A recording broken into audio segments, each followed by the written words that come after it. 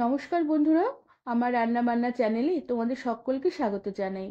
আজ আমি গাঠি কচু বা মুখী কচুর একটি হালকা পাতলা ঝোলের রেসিপি বানাবো। সাথে অল্প করে একটি ইলিশ মাছের মাথাও ভেঙে দেব। খেতে দুর্দান্ত স্বাদের হবে। গরম গরম ভাতের সাথে খেতে অপূর্ব লাগবে। রেসিপিটি তোমাদের সম্পূর্ণ দেখার অনুরোধ রইল। আর ভালো লাগলে একটি লাইক, শেয়ার আর সাবস্ক্রাইব করে দেবার অনুরোধ রইল। তার সাথে যারা আমার ফেসবুক পেজ থেকে দেখছো তাদেরও পেজটিকে ফলো করে দিয়ে ভিডিওটি লাইক শেয়ার করে দেবার অনুরোধ রইল। আমি এখানে কয়েকটা গাঠি কচুর খোসা ছাড়িয়ে ডুমো ডুমো করে কেটে নিয়েছি। আর তার সাথে একটা ছোট সাইজের আলুরও খোসা ছাড়িয়ে একটু ছোট ছোট ডুমো ডুমো করে কেটে নিয়েছি। তার সাথে ইলিশ মাছের মাথার অর্ধেকটা আমি কেটে টুকরো করে নিয়েছি। আর কচু আর আলু কেটে নেবার পরে বেশ ভালো করে ধুয়ে জল ঝরিয়ে নিয়েছি। এবার আমি রেসিপির জন্য একটু মশলা বানিয়ে নেব। এর জন্য একটি ছোট বাটিতে আমি অল্প করে একটু জিরের গুঁড়ো নিয়ে নিলাম, তার সাথে অল্প করে ধনের গুঁড়ো নিলাম। খুবই সামান্য পরিমাণে মশলা নিতে হবে, কেননা গাঠি কচুর ঝোলে খুব একটা বেশি মশলার প্রয়োজন হয় না। কম মশলাতেই ঝোল দুর্দান্ত স্বাদের হয়। সাথে অল্প করে একটু কাশ্মীরি লঙ্কার গুঁড়ো নিলাম, আর তার সাথে অল্প করে লাল লঙ্কার গুঁড়ো নিলাম। সাথে অল্প করে একটু হলুদ গুঁড়ো দিলাম। এবার সমস্ত মশলাগুলোকে জল দিয়ে বেশ ভালো করে গুলে নেব, যাতে মশলা ডালা পাকিয়ে না থাকে। আর মশলাগুলোকে এইভাবে জলে ভিজিয়ে কিছুক্ষণ রেখে দেবো। এরপরে আমি রান্নাটা শুরু করব। আর এরপরে প্রথমে আমি গ্যাসে কড়া বসিয়ে কড়াতে বেশ অল্প করে জল দিয়ে দিলাম। জলের পরিমাণটা অল্পই দিলাম। এবার প্রথমে গাঠি কচুর আলুগুলোকে একটু গরম জলে ভাপিয়ে নেব।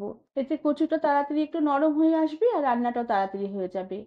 আর জলে সামান্য পরিমাণে নুন দিয়ে গাঠি কচুর আলুগুলোকে আমি কিছুক্ষণ গরম জলে ভাপিয়ে নেব।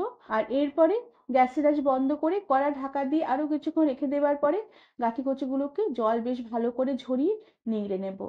এরপরে আমি কড়াটাকে পরিষ্কার করে গ্যাসে বসিয়ে দিয়ে কড়াতে পরিমাণ মতন তেল দিয়ে দিলাম। আর তেলও গরম হয়ে উঠলে আমি জল ঝরিয়ে রাখা গাঠি কচুর আলুগুলোকে তেলে দিয়ে দিলাম। এবার গাঠি কচু আলুগুলোকে তেলের মধ্যে একটু নেড়ে চেড়ে নেবার পরে আমি অল্প করে একটু নুনের ছিটে ছড়িয়ে দিলাম, সাথে অল্প করে একটু হলুদ গুঁড়ো ছড়িয়ে দিলাম। এবার নুন আর হলুদ গুঁড়ো দেওয়ার পরে গাঠি কচু আলুগুলোকে বেশ ভালো করে নেড়ে চেড়ে নেব, যতক্ষণ না কচু আলু বেশ ভালোভাবে লাল লাল হয়ে ভাজা হয়ে আসে। আর এর জন্য আমি গ্যাসের আঁচ একটু কমিয়ে দিয়ে ঢাকা দিয়ে রেখে বেশ ভালো করে লো আঁচে ঢাকা দিয়ে ঢাকা খুলে কচু আলুগুলোকে আমি হালকা আঁচে ভেজে নেব। আর এভাবে কচুগুলোকে বেশ ভাজতে ভাজতে বেশ একটু লালচে লালচে কালার হয়ে আসলে আমি সমস্ত কচু আর আলু বেশ ভালো করে কড়া থেকে তেল থেকে উঠিয়ে রেখে দিলাম। এরপরে কড়াতে যে তেল আছে এই তেলেই আমি অল্প করে জিরে ফোড়ন দিলাম, আর তার সাথে একটি শুকনো লঙ্কা তেজপাতা ফোড়ন দিলাম। এবার জিরে তেজপাতা শুকনো লঙ্কা ফোড়ন একটু নেড়ে চেড়ে নেব। জিরে ফোড়নের শুকনো লঙ্কা ফোড়নের সুন্দর একটা গন্ধ বেরোলে এবার আমি যে মশলা জলে ভিজিয়ে রেখেছিলাম সে জলে ভেজানো মশলা আমি তেলে ঢেলে দিলাম। সাথে পরিমাণ মতো নুন দিয়ে দিলাম। হলুদ গুঁড়ো আমি মশলাতে আগে দিয়ে ভিজিয়ে রেখেছিলাম, হলুদ গুঁড়ো আর আলাদা করে দেব না। এবার সমস্ত মশলাগুলোকে বেশ ভালো করে নেড়ে চেড়ে নেব, যতক্ষণ না মশলার জল শুকিয়ে গিয়ে মশলা থেকে তেল বেশ সেপারেট হতে শুরু করে। কিছুক্ষণ মশলা বেশ নেড়ে চেড়ে কষিয়ে নিয়েছি, মশলা থেকে তেল ছাড়তে শুরু করেছে। এবার আমি যে ইলিশ মাছের মাথা কেটে রেখেছিলাম সেই ইলিশ মাছের মাথাগুলোকে আমি দিয়ে দিলাম। এবার ইলিশ মাছের মাথাগুলোকেও তেলের মধ্যে মশলার মধ্যে বেশ ভালো করে নেড়ে চেড়ে কিছুক্ষণ কষিয়ে নেব।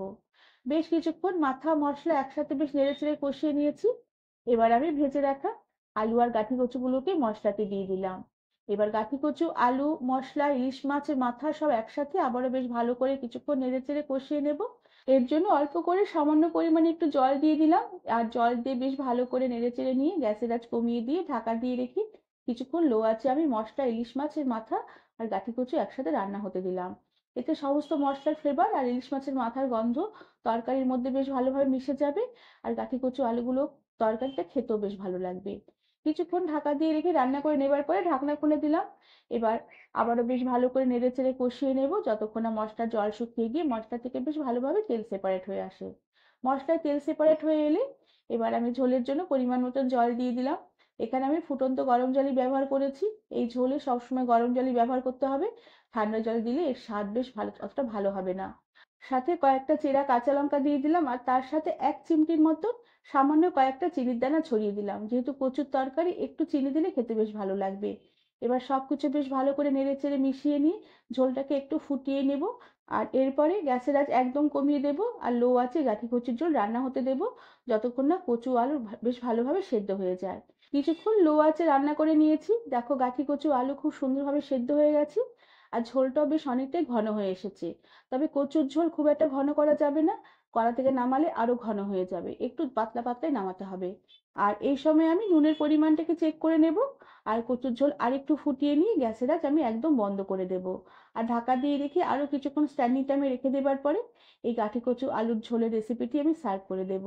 বন্ধুরা, এভাবে তোমরা গাঠি কচু আলুর ঝোলের রেসিপিটি সহজেই বানিয়ে নিতে পারবে। গরম গরম ভাতের সাথে খেতে দুর্দান্ত লাগবে। আশা করি তোমাদের রেসিপিটি ভালো লেগেছে। আর ভালো লাগলে একটি লাইক, শেয়ার আর সাবস্ক্রাইব করে দেবার অনুরোধ রইল। সাথে পাশে থাকা বেল আইকনটি প্রেস করে দেবে, যাতে আমার সব নতুন ভিডিও নোটিফিকেশন সবার আগে তোমাদের কাছে পৌঁছে যাবে। আজ তাহলে আসি, পরে আবার একটি নতুন রেসিপি নিয়ে দেখা হবে। ধন্যবাদ বন্ধুরা।